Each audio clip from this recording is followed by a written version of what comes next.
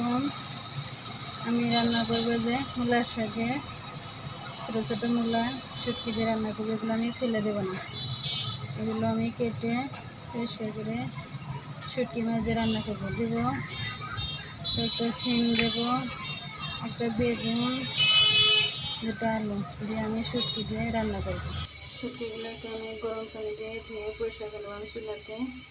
শুটকি দিয়ে গরম পানি দিয়েছি। সবজিগুলোকে ধুয়ে পরিষ্কার করে নিয়েছি, পরিষ্কার করে নিয়েছি। একটা কড়াই বসিয়েছি, কড়াইতে দিয়ে দেবো পরিমাণ একটা তেল।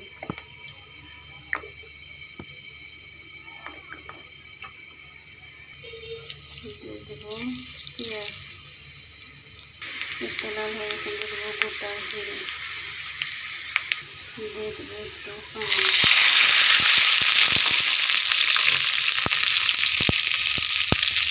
দিয়ে দেবো হাফ চামচ ধনে গুঁড়ো, 1 চামচ কাঁচামরিচ গুঁড়ো, 1 চামচ হলুদের গুঁড়ো, স্বাদ মতো লবণ,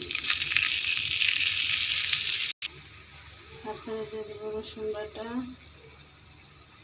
হাফ চামচ একটু কম দেবো আদা বাটা, হাফ চামচ দেবো জিরে বাটা। গরম মশলাটা কষিয়ে নেব। এখন মশলাটা ভালো কষে দিয়ে শুটকিগুলো দিয়ে শুটকিগুলো ভালো করে কষে নেব।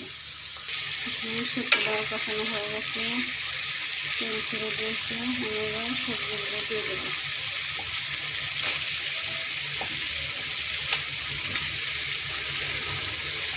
দিয়ে ভালো করে কষে নেব।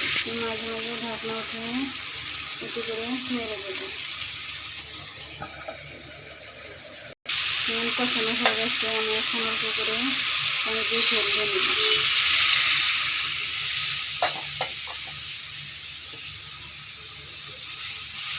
আমি 10 মিনিট রান্না করে নেব।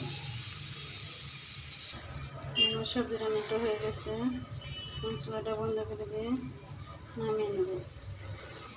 মানে ছোট্ট ছোট্ট মূলা আর শুটকি মাছের রেসিপি যদি আপনার ভালো লেগে থাকে তাহলে অবশ্যই বাসায় একবার ট্রাই করবেন। কেমন হয়েছে তা খেয়ে কমেন্টে জানাবেন। আর ফেসবুক থেকে দেখে থাকলে ফেসবুক পেজটা ফলো দেবেন, আর ইউটিউব থেকে দেখে থাকলে ইউটিউব চ্যানেলটা সাবস্ক্রাইব করে পাশে থাকা বেল আইকনটি ক্লিক করে দেবেন। এরকম করে মূলার শাকের ছোটো মূলা ফেলে দেবেন, আর এরকম করে শুটকি দিয়ে রান্না করে খেয়ে দেখবেন কতটা মজার হয়। আমার রেসিপি যদি ভালো লেগে থাকে তাহলে অবশ্যই আমার পাশে থাকবেন। আল্লাহ হাফেজ।